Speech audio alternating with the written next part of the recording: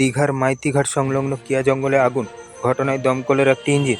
দীঘার মাইতিঘাট সংলগ্ন একটি কিয়া জঙ্গলে হঠাৎ আগুন লাগার ঘটনায় চাঞ্চল্য ছড়ায়। ঝাউ ও কিয়া জঙ্গলে শুকনো পাতার কারণে আগুন দ্রুত ছড়িয়ে পড়ে। খবর পেয়ে দ্রুত ঘটনাস্থলে পৌঁছায় দীঘা জগন্নাথ মন্দিরে থাকা দমকলের একটি ইঞ্জিন। দমকল কর্মীদের তৎপরতায় পরে আগুন নিয়ন্ত্রণে আসে। বড়সড় কোনো ক্ষয়ক্ষতির খবর না পাওয়া গেলেও প্রাথমিক অনুমান পোড়া বিড়ি কিংবা সিগারেটের থেকে হতে পারে। তবে আগুনের উৎস খতিয়ে দেখা হচ্ছে। পুলিশ ঘটনা তদন্ত শুরু করেছে।